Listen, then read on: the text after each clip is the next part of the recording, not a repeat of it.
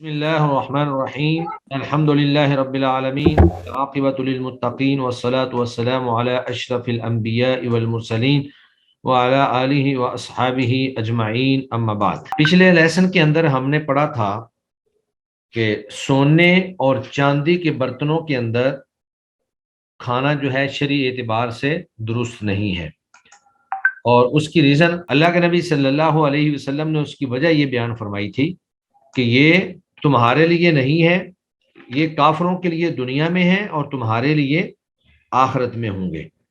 یعنی دنیا کے اندر کافر جو ہیں وہ سونے اور چاندی کے برتنوں کے اندر کھا پی لیتے ہیں، لیکن اللہ رب العزت تمہیں قیامت کے دن اور آخرت میں سونے اور چاندی کے برتن جو ہے وہ عطا فرمائیں گے۔ تو آج ہم انشاءاللہ کھالوں کی جو طہارت ہے ان کے حوالے سے پڑھیں گے کہ کھال جو ہے وہ کب پاک ہو جاتی ہے اور اس کو پاک کرنے کا کیا طریقہ ہے۔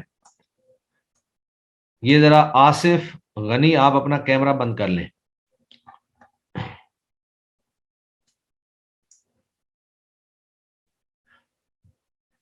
کھال کے حوالے سے آپ یہ بات ایک ذہن میں رکھ لیں کہ وہ جانور جو حلال ہیں اگر ان جانوروں کو ذبح کر دیا جائے تو ان کی کھال متفق علیہ سب کے نزدیک طاہر اور پاک ہو جاتی ہے۔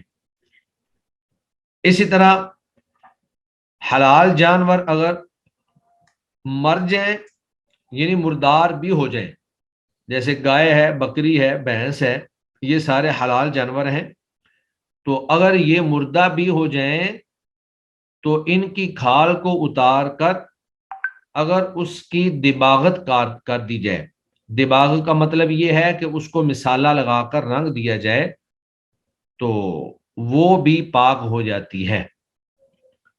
باقی رہے وہ جانور جو حرام ہیں، جیسے کتا ہے، خنزیر ہے، یا اس طرح دیگر گدھا ہے، دیگر جانور ہیں، تو ان کی کھال کے بارے میں اہل علم کے ہاں اختلاف پایا جاتا ہے کہ جو جانور حرام ہیں ان کو حلال کرنے سے بھی وہ حلال نہیں ہوتے، ذبح کرنے سے بھی وہ حرام رہتے ہیں، تو ان کی کھالیں جو ہیں وہ رنگنے کے بعد بھی پاک نہیں ہوں گی بلکہ ناپاک ہی رہیں گی۔ اور اس میں ایک موقف یہ بھی پایا جاتا ہے کہ صرف خنزیر اور کتا یہ دو جانور ایسے ہیں کہ ان کی کھال جو ہے وہ کسی حالت میں بھی پاک نہیں ہوتی کیونکہ یہ نجس العین ہے۔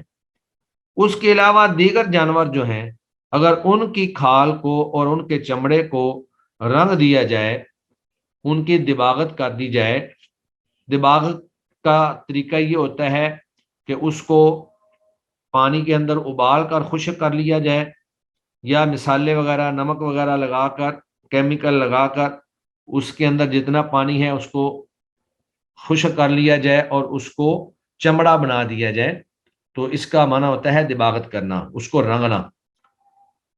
تو باقی جانوروں کے حوالے سے پھر دو موقف پائے جاتے ہیں، اہل علم کے درمیان اختلاف پایا جاتا ہے۔ بعض اہل علم کہتے ہیں کہ نہیں، جو دیگر حرام جانور ہیں ان کی کھال کو رنگنے سے بھی وہ پاک نہیں ہوگی، اور بعض کہتے ہیں کہ نہیں، اگر اس کو رنگ دیا جائے تو پاک ہو جائے گی۔ تو گویا کہ ہمارے سامنے چار چیزیں آ گئی۔ حلال جانور کی کھال پاک ہے، جیسے بکری ہے، بھینس ہے، گائے ہے، یعنی حلال جانور کو جب آپ نے ذبح کیا تو اس کی کھال پاک ہے، رنگنے کے بغیر بھی پاک ہے کیونکہ آپ نے ذبح کیا ہے۔ اور یہی حلال جانور اگر مردار ہو جائے تو اس کی کھال کو رنگنے کے بعد استعمال کیا جا سکتا ہے، یہ پھر بھی پاک ہو جائے گی۔ دوسرا وہ جانور جو نجس العین ہے، جیسے خنزیر ہے اور کتا ہے، اس کی کھال جو ہے وہ بس بالکل ہی ناپاک ہے، بے شک اس کو رنگ لیا جائے یا نہ رنگا جائے۔ اور چوتھے نمبر پر وہ جانور جو خنزیر اور کتے کے علاوہ حرام ہیں، جیسے گدھا ہے یا اور دیگر کوئی جانور ہو سکتے ہیں، تو ان کی کھال جو ہے اس کے بارے میں اہل علم کے ہاں دو موقف پائے جاتے ہیں۔ بعض اہل علم کہتے ہیں کہ نہیں، وہ رنگی جائے گی تو پاک ہو جائے گی، اور بعض اہل علم کہتے ہیں کہ نہیں، اس کے رنگنے سے بھی وہ پاک نہیں ہوگی۔ تو وجہ اختلاف یہ ہے کہ سب سے پہلی حدیث جو یہاں پر سیدنا عبداللہ بن عباس رضی اللہ تعالی عنہ کی موجود ہے، اس میں مطلق احاب، مطلق طور پر کھال کا لفظ استعمال ہوا ہے.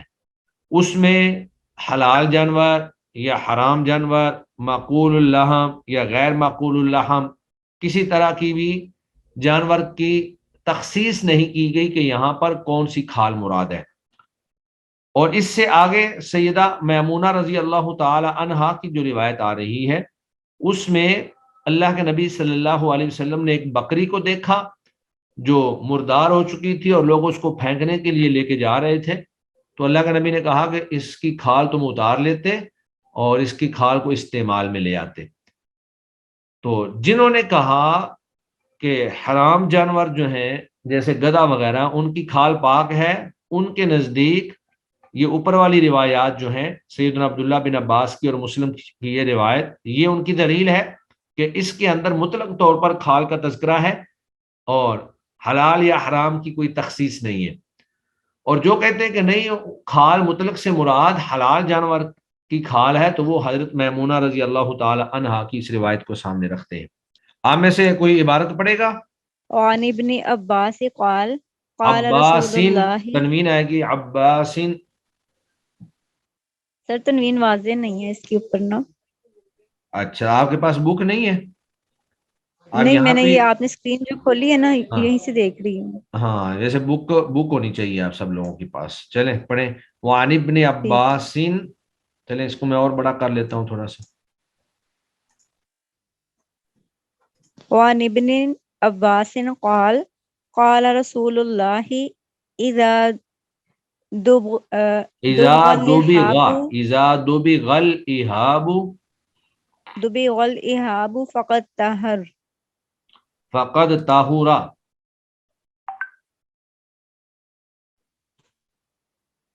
سر اس بک کا نام کیا ہے اگر پرچیز کرنی ہو؟ یہ بلوغ المرام ہے اور مکتبہ دار السلام سے اس کی شرح مل جائے گی. بلوغ المرام اردو ترجمہ مولانا صفی الرحمان مبارک پوری صاحب کا. جی چلیں آگے ہے. اخرجہ مسلم وعند الاربعۃ ای احاب دبغ. سیدنا عبداللہ بن عباس رضی اللہ تعالی عنہما، یہ جب بھی ابن عباس کا لفظ ہو تو ابن سے مراد ان کے بیٹے عباس کے بیٹے عبداللہ ہوتے ہیں. تو حضرت عبداللہ بن عباس رضی اللہ عنہما سے روایت ہے، انہوں نے کہا قال رسول اللہ صلی اللہ علیہ وسلم، رسول اللہ صلی اللہ علیہ وآلہ وسلم نے فرمایا اذا دبغا، جب رنگ دیا جائے. اذا دبغا، جب رنگ دیا جائے. تو میں نے بتایا تھا کہ رنگنے کا مطلب یہ ہے کہ کھال کو پانی میں ابال کر خشک کر لیا جائے یا اس کو کیمیکل وغیرہ اور جس طرح آج کل ہمارے ہاں جو ہے نمک لگا کر اس کا پانی جو ہے وہ خشک کر لیا جاتا ہے تو وہ چمڑے کی شکل اختیار کر لیتی ہے. تو اذا دوبیگا، جب رنگ دیا جائے الاحاب، کھال کو، احاب کھال کو کہتے ہیں. فقد طہورا، تو تحقیق وہ پاک ہو جاتی ہے، یعنی رنگنے کے بعد کھال جو ہے پاک ہو جاتی ہے. اخرجہ مسلم، یہ الفاظ جو ہے یہ حدیث جو ہے اس کو امام مسلم نے روایت کیا ہے. وعند الاربعہ، اور باقی چاروں اصحاب سنن جو ہیں ان کے نزدیک یا انہوں نے یہ الفاظ بھی روایت کیے ہیں کہ ایما احاب، جو بھی کھال دوبیگا رنگ دی جائے، یعنی اوپر اذا دبغ الاحاب کے الفاظ ہیں اور اصحاب سنن نے جو الفاظ نقل کیے ہیں وہ ہے ایما احاب دبغ فقد طہر، کہ جو بھی کھال رنگ دی جائے وہ پاک ہو جاتی. جی اگلی حدیث کا ٹیکسٹ پڑھیں. جی پڑھیں آپ پڑھیں. وعن سلمۃ بن المحبق.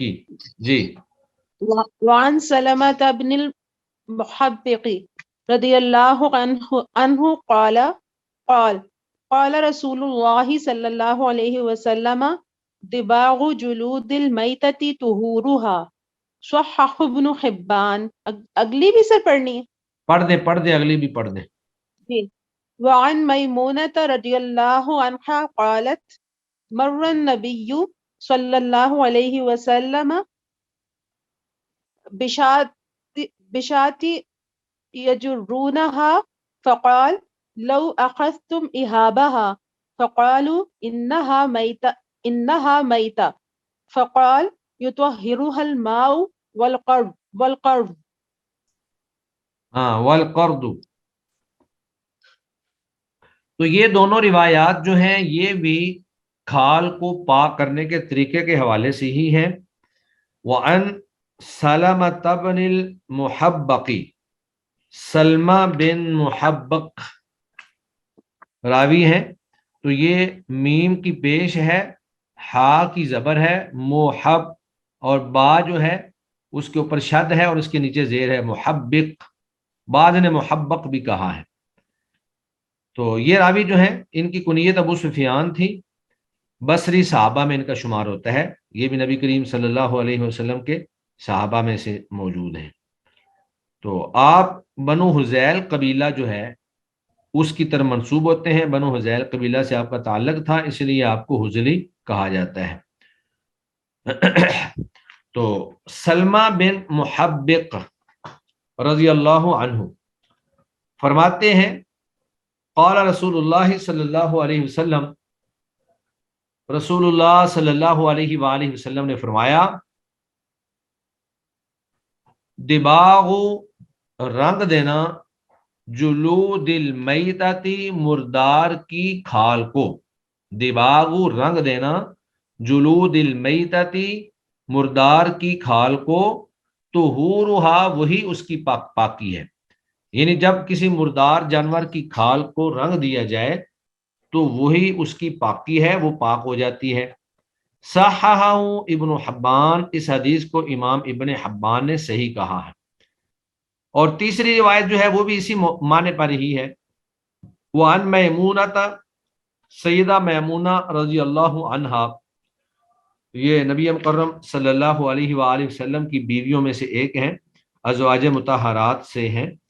تو سیدہ میمونہ رضی اللہ تعالی عنہا فرماتی ہیں، مر النبی، گزرے اللہ کے نبی صلی اللہ علیہ وسلم، بشات، ایک بکری کے پاس سے، ایک مردار بکری کے پاس سے، یجرونہا، جسے لوگ کھینچ کر پھینکنے کے لیے لے کر جا رہے تھے.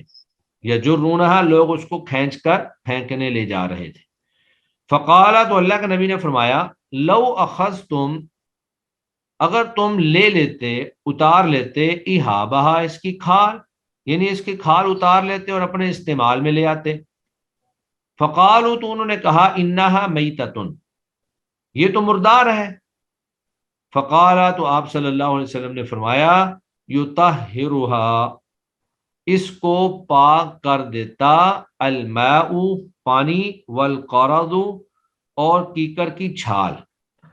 تو اس وقت جب کھال کو رنگا جاتا تھا، عام طور پہ آج کل بھی کیکر کی چھال کو استعمال کرتے ہیں لوگ، جو چمڑے کا کام کرتے ہیں وہ جانتے ہیں کہ پانی کے ساتھ دھویا جاتا ہے اور کیکر کی چھال کے ساتھ اس کو اوپر سے ملا جاتا ہے. اس سے یہ ہوتا ہے کہ کھال کے اندر جتنا پانی یا خون یا جو بھی اس کے اندر ذرات ہوتے ہیں وہ سارے کے سارے باہر نکل جاتے ہیں اور وہ خالص چمڑے کی شکل جو ہے وہ اختیار کر لیتا ہے. تو آپ صلی اللہ علیہ وسلم نے فرمایا کہ اگرچہ بکری جو ہے وہ مردار ہو گئی ہے، لیکن اگر تم اس کی کھال اتار لیتے اور اس کھال کو تم رنگ لیتے، یعنی اس کی دباغت کر لیتے پانی اور کیکر کی چھال سے، تو وہ پاک ہو جاتی اور تم اس کو اپنے استعمال میں لے آتے. اخرجہ ابو داود والنسائی، اس حدیث کو امام ابو داود اور امام نسائی نے روایت کی ہے. اب یہاں پر اللہ کے نبی صلی اللہ علیہ وسلم نے کھالوں کو پاک کرنے کا طریقہ بتلایا ہے کہ جس طرح ہم پیچھے پڑھتے چلے آ رہے ہیں کہ کون سی چیز جو ہے وہ کیسے پاک ہوتی ہے. جیسے مٹی جو ہے وہ ناپاک ہو جائے تو اس کے اوپر پانی بہا دیا جائے تو وہ پاک ہو جاتا ہے. تو کھالوں کو پاک کرنے کا طریقہ. اب سوال یہ پیدا ہوتا ہے کہ باب جو ہے وہ تو پیچھے گزر رہا تھا، باب الآنیہ، برتنوں کا باب، تو برتنوں کے باب کے اندر کھالوں کا تذکرہ کیوں آ گیا ہے؟ تو اس کی باب کے ساتھ مناسبت یہ ہے کہ اس دور میں کھال کو بھی بطور برتن کے استعمال کیا جاتا تھا. کھالوں کے مشکیزے بنائے جاتے تھے جس میں پانی رکھا جاتا, یا اسی طرح کھالوں کے جو ہے اور کئی ایک ایسے برتن بنا لیے جاتے تھے جن کے اندر گھی یا اس طرح اور کئی ایک چیزیں جو ہیں وہ رکھ لی جاتی تھیں. تو اس لیے حافظ ابن حجر رحمہ اللہ نے یہ احادیث جو ہیں باب الآنیہ کے اندر ان کو بیان کیے ہیں. اور پھر ان احادیث سے چند ایک مسائل جو ہیں وہ ہمارے سامنے آتے ہیں.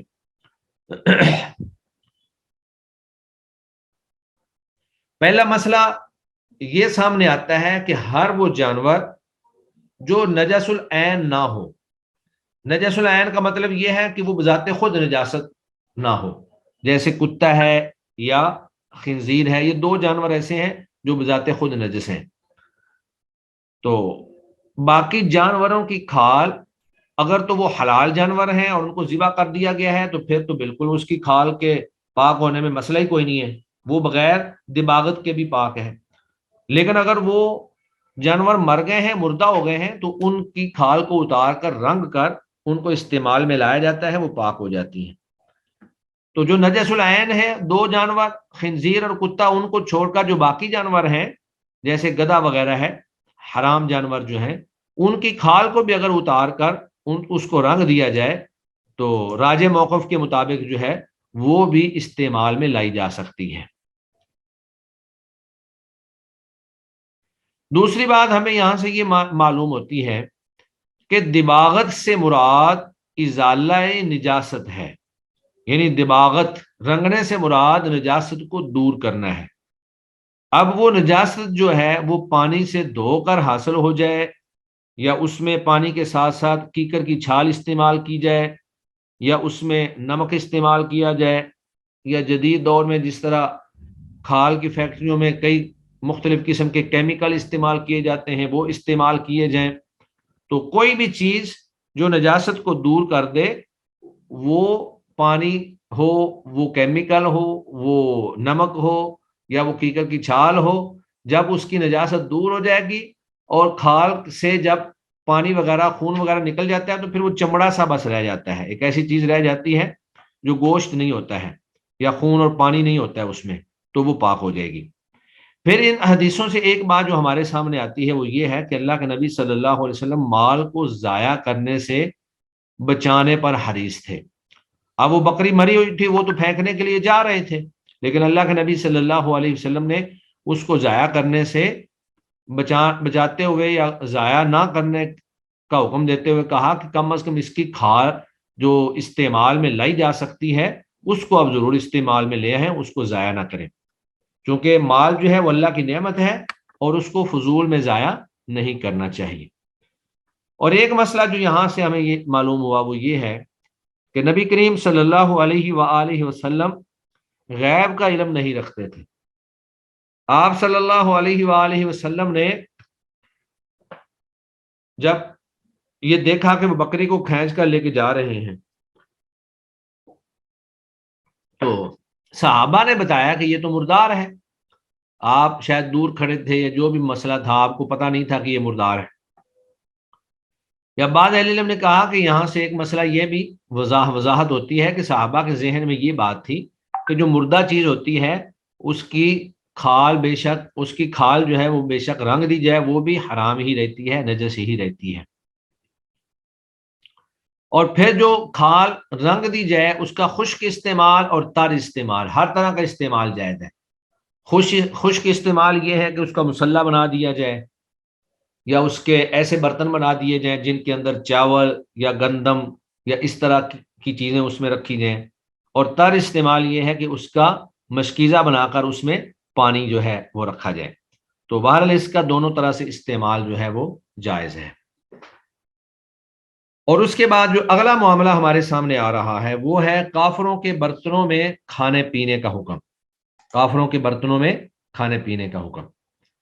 جی سجاد فیض, یہ آپ نے ہاتھ کھڑا کیا ہوا ہے. سجاد صاحب آپ کچھ پوچھنا چاہتے ہیں یا آپ نے؟ جی السلام علیکم سر, آواز آ رہی ہے میری؟ جی آ رہی ہے. اچھا سر، وہ آگے حدیث آئی گئی ہے کافروں کے برتنوں میں کھانے پینے کا حکم، جی تو جی اسی کے ریلیٹڈ میں نے پوچھنا تھا کہ ہم جو ادھر باہر کام کرتے ہیں تو ظاہر سی بات ہے کولیگ وغیرہ جو ہوتے ہیں وہ غیر مسلم ہی زیادہ تر ہوتے ہیں، ہاں، تو ان کے ساتھ کھانا چلے کھانا یہ یا ان کے انشاءاللہ برتن. وضاحت آ جاتی ہے، یہ ساری احادیث ہم اس حوالے سے جو ہے وہ پڑھ لیتے ہیں، اگر پھر بھی کوئی سوال ہو جائے گا نا باقی رہے گا تو وہ پھر آپ پوچھ لیجئے گا، ٹھیک ہے؟ کوشش ٹھیک ویسے ٹھیک ہے سب جی. لوگ یہ کریں کہ سوال آخر میں کریں، ٹھیک ہے نا؟ اوکے ایک سر. دفعہ ہم اپنا جتنا لیسن پڑھنا چاہتے ہیں وہ پڑھ لیا کریں، اس کے بعد آپ بے شک سوال کر لیا کریں، اس طرح ہم بیچ میں سوالوں کے جواب دینا شروع کر دیں گے تو وہ لیسن رہ جائے گا جی۔ Okay sir. جی ٹھیک ہے، جزاکم اللہ خیرہ۔ اس حدیث کا ٹیکسٹ کون پڑھے گا؟ سر میں پڑھوں؟ جی آپ پڑھ دیں۔ وعن وعن ابی ابی وعن ابی ثعلبة الخشني رضی اللہ تعالی عنہ قال وعن ابی ثعلبۃ الخشنی، ثعلبۃ الخشنی، وعن ابی ثعلبة الخشني رضی اللہ تعالی عنہ قال قلت یا رسول اللہ انا بأرض قوم انا بأرض قوم اہل کتاب افنأکل فی اینائهم قال لا تأکلوا فیها الا الا تجدوا غیرها فاغسلوها وکلوا فیها۔ چلے جی ماشاءاللہ۔ یہود و نصارہ کے برتنوں میں کھانے کا حکم، کہ یہود و نصارہ کے جو برتن ہیں کیا ان کے اندر ہم کھا پی سکتے ہیں یا نہیں کھا پی سکتے ہیں؟ تو یہ روایت جو ہے ابو ثعلبہ الخشنی رضی اللہ تعالی عنہ سے روایت ہے۔ آپ کا تعلق جو ہے قبیلہ قزاعات سے تھا، اور آپ جو ہے بیعت رضوان کرنے والوں میں سے ایک ہیں۔ اپنی قوم کی طرف بھیجا گیا تو وہ سب سے پہلے اسلام لے آئے۔ آپ شام کے اندر قیام پذیر ہوئے اور 75 ہجری میں آپ نے وفات پائی، اور آپ کی وفات جو ہے وہ بڑی شاندار ہوئی کہ آپ نماز پڑھ رہے تھے، سجدہ کی حالت میں گئے تو وہیں پر ہی آپ کی روح جو ہے وہ پرواز کر گئی۔ تو ابو ثعلبہ الخشنی رضی اللہ عنہ قالا، انہوں نے کہا، قلت، میں نے کہا، یا رسول اللہ، اے اللہ کے رسول، انا، بے شک ہم ایسی قوم ہے، بے ارض قوم اہل کتاب، ہم اہل کتاب یعنی یہود و نصارہ اہل کتاب کی زمین میں ہوتے ہیں۔ افنأکل فی آنیتہم، کیا ہم ان کے برتنوں میں کھا پی سکتے ہیں؟ قالا، تو آپ صلی اللہ علیہ وسلم نے فرمایا، لا تأکلوا فیہا، تم ان کے برتنوں میں نہ کھاؤ پیو، الا، سوائے اس صورت کے، اللہ تجدو، کہ تم نہ پاؤ، غیرہا، ان برتنوں کے علاوہ کوئی اور برتن۔ تو گویا کہ عمومی حکم یہی ہے کہ یہود و نصارہ کے برتنوں میں نہیں کھانا چاہیے۔ اس کی وجہ کیا ہے؟ اس کی وجہ یہ ہے کہ یہود و نصارہ عموماً جو ہے اپنے برتنوں کے اندر حرام چیزیں کھاتے ہیں۔ ممکن ہے خنزیر کا گوشت جو ہے وہ ان برتنوں میں انہوں نے کھایا ہو، خنزیر کا گوشت پکا رہے ہوں، یا وہ شراب نوشی انہوں نے ان برتنوں کے اندر کی ہو۔ تو واضح بات ہے کہ جس برتن کے اندر خنزیر کا گوشت کھایا گیا ہے، جس برتن کے اندر شراب جو ہے وہ پی گئی ہے، تو جب آپ انہی برتنوں کے اندر کھائیں پیئیں گے تو وہ خنزیر کے گوشت کا اثر یا شراب کا اثر جو ہے وہ ان برتنوں کے اندر باقی ہوگا، اگر آپ ان کو اچھی طرح سے دھوئیں گے نہیں۔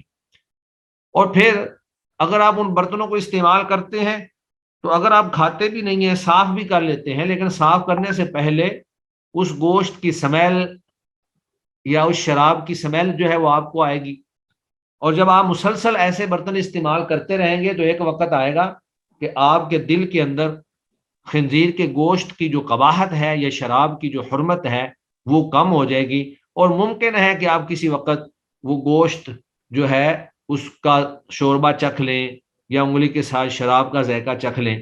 تو گویا کہ حرام کی طرف جانے کا ایک خدشہ موجود ہے۔ تو جب حرام کی طرف جانے کا خدشہ موجود ہے تو اسلام جو ہے ان تمام راستوں سے ہمیں روکتا ہے جو کہ حرام کی طرف لے کر جاتے ہیں۔ تو اللہ کے نبی نے اس کے لیے 2 شرطیں لگا دی۔ پہلی شرط کیا ہے؟ یعنی تم ان کے برتنوں میں نہ کھاؤ، الا یہ کہ تم ان کے علاوہ کوئی برتن نہ پاؤ، یعنی اگر تمہیں ان برتنوں کے علاوہ کوئی برتن نہ ملے، مجبوراً آپ کو انہی برتنوں میں کھانا پڑے، تو پھر آپ کھا سکتے ہیں۔ ایک شرط تو یہ ہے، اور دوسری شرط یہ ہے فغسلوہا، انہیں اچھی طرح سے دھو لو، वकुलू फीहा, और फिर उनमें खाओ। तो गोया के अहले किताब या कुफार के बर्तनों में खाने के लिए दो शर्तें जरूरी हैं। एक ये है कि हमें दीगर बर्तन जो है वो मुयस्सर ना हो और हम मजबूर हों कि हमने सिर्फ उन्हीं बर्तनों में खाना है, और दूसरी शर्त यह है कि उन्हीं को धो लिया जाए। अगर आपको दीगर बर्तन दस्तयाब हैं तो फिर आपको चाहिए कि आप उनके बर्तन इस्तेमाल करने की बजाय आप अपने बर्तन ही इस्तेमाल करें। तो इस हदीस से चंद एक, इससे अगली हदीस जो है वो फिर हम बाद में पढ़ते हैं, पहले इससे जो मुस्तंबत नुकात हैं वो हम देख लेते हैं। पहला नुक्ता ये है, इस हदीस से ये साबित होता है कि अहले किताब के इलाकों में रिहाइश रखना जायज़ है, क्योंकि इस हदीस में साहबी ने यही कहा है, यही बताया कि हम अहले किताब के इलाके में रहते हैं। हाँ, अलबत्ता शर्त यह है कि वहां पर आप अपने दीन पर अमल कर सकते हो, और अगर आपके लिए अपने दीन पे अमल करना मुश्किल हो जाए तो फिर दीन पे अमल मुश्किल होने की वजह से, मुतलक तौर पे नहीं, अमल मुश्किल होने की वजह से जो है आप वहां से हिजरत करेंगे और आप मुसलमानों के इलाके में आ जाएंगे।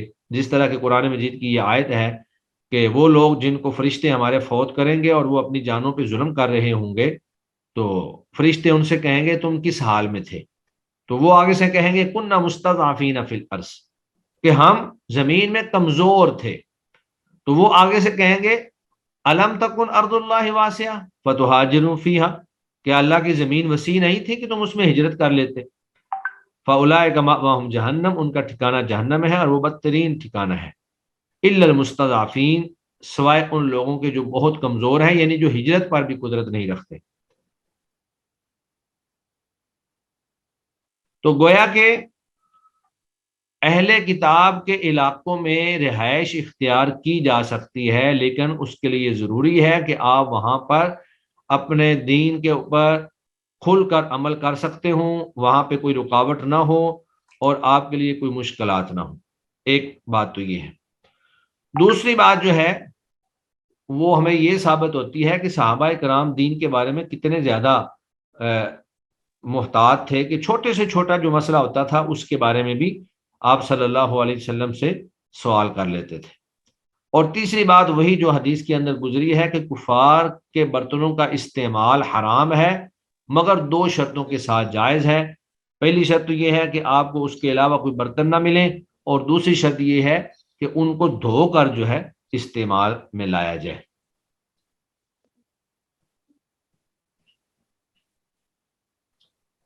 फिर एक बात इस वक्त जो हमारे सामने आती है वो ये है कि दौरे हाजिर में मुसलमानों ने काफिरों के साथ बेतहाशा मोहब्बत का और इख्तिलात का मुजाहरा करना शुरू कर दिया है, और ये इंतहाई अफसोस की बात है कि कुफार के साथ इतनी दिली मोहब्बत या प्यार नहीं होना चाहिए कि इंसान को अपने दीन का खतरा लाहिक हो जाए और इंसान जो है वो आहिस्ता आहिस्ता कुफार की तरफ माइल होता होता उन्हीं के साथ मिल जाए। तो कुफार के साथ एहतियात के साथ इंतहाई मोहतात अंदाज में लेन देन किया जा सकता है, तिजारत की जा सकती है, लेकिन उनके साथ दिली मोहब्बत नहीं होनी चाहिए, उनके साथ राजदारी वाली मोहब्बत नहीं होनी चाहिए। और इस हदीस को बाबुल आनिया के अंदर इस मुनासबत से जिक्र किया है कि इसमें बर्तनों की हिल्लत या हुर्मत का बयान है कि कौन से बर्तन जो हैं वो हलाल हैं और कौन से बर्तन जो हैं वो हराम हैं।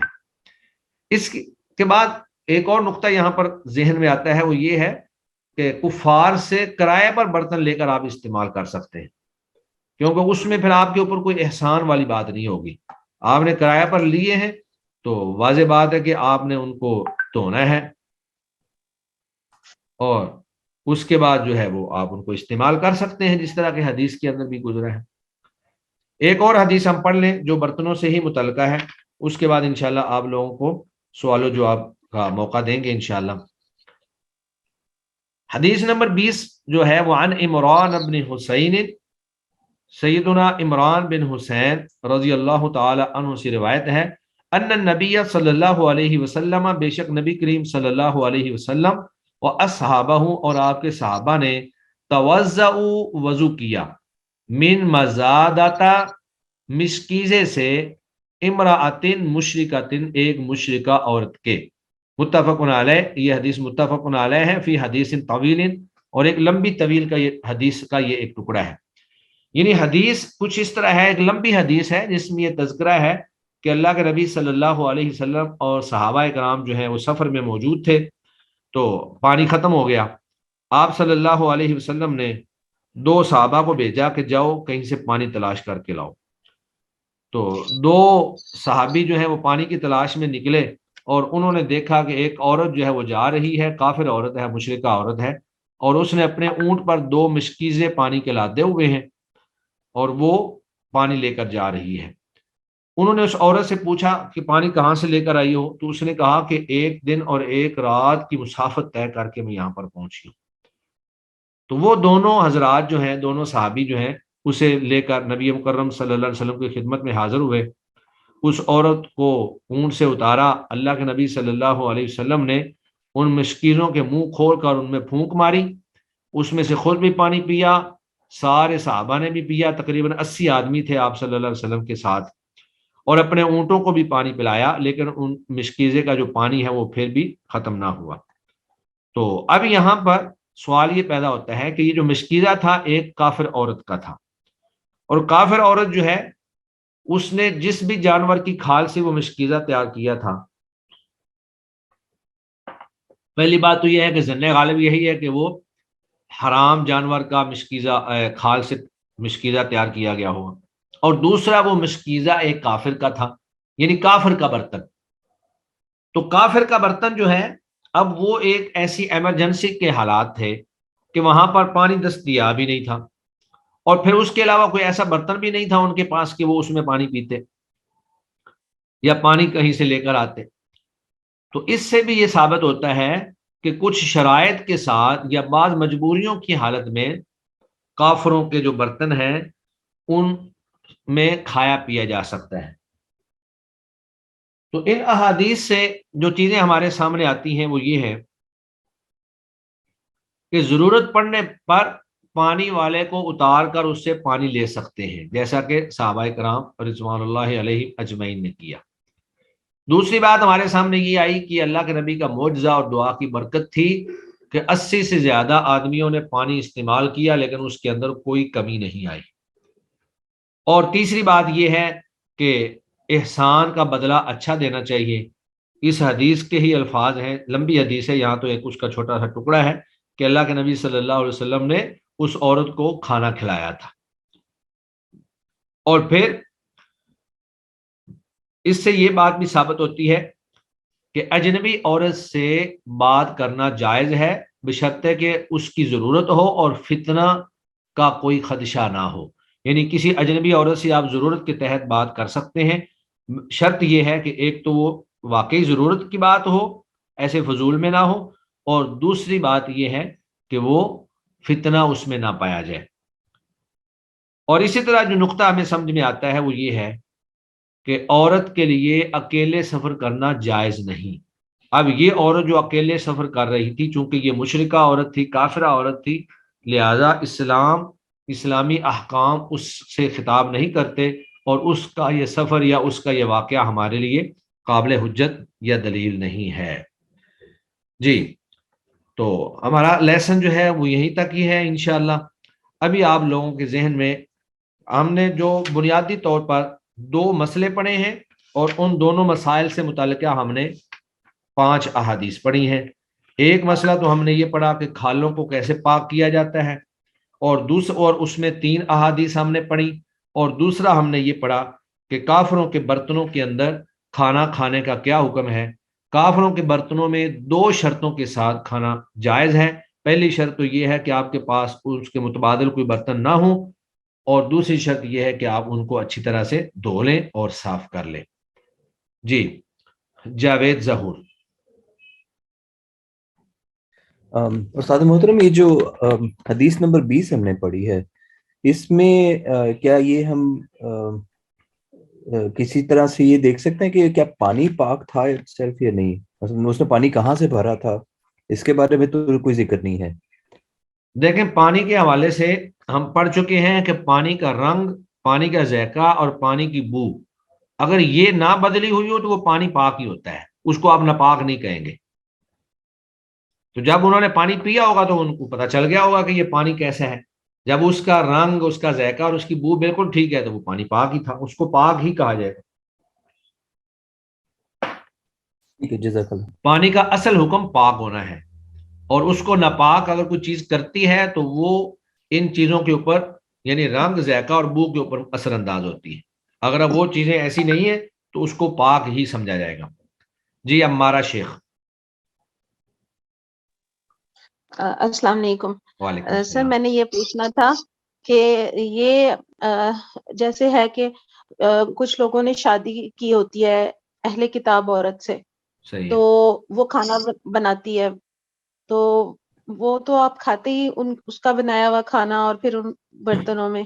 جی تو اس کے بارے میں، اور دوسرا یہ کہ اگر اہل کتاب جیسے ہمارے جیسے مسلمان ملک میں رہتے ہیں اور یہاں تو کوئی دور دور تک بھی نہیں کہ کیسے اس طرح کا گوشت ملتا ہو یا اس طرح ہو، تو کیا پھر کھا سکتے ہیں ان کے ساتھ ان کے برتنوں میں؟ اصل میں جو گھر کا معاملہ ہے اس میں تو عورت آپ کے سامنے ہے اور آپ کو پتہ ہے کہ وہ پاک صاف ہے اور وہ شراب نہیں پیتی ہے، خنزیر نہیں کھاتی ہے. اگر تو ایسا معاملہ ہے تو پھر تو آپ اکٹھے اس کے ساتھ کھا پی سکتے ہیں. اور اسی طرح اگر آپ ایسے علاقے کے اندر رہ رہے ہیں کہ جہاں پر کفار زیادہ ہیں اور وہاں کے ذبیحے کے بارے میں شکوک و شبہات ہیں تو پھر وہاں پہ آدمی کو گوشت کھانا ہی نہیں چاہیے. آپ کوئی ایسی دکان تلاش کریں جہاں پہ حلال گوشت جو ہے وہ آپ کو مل سکتا ہو.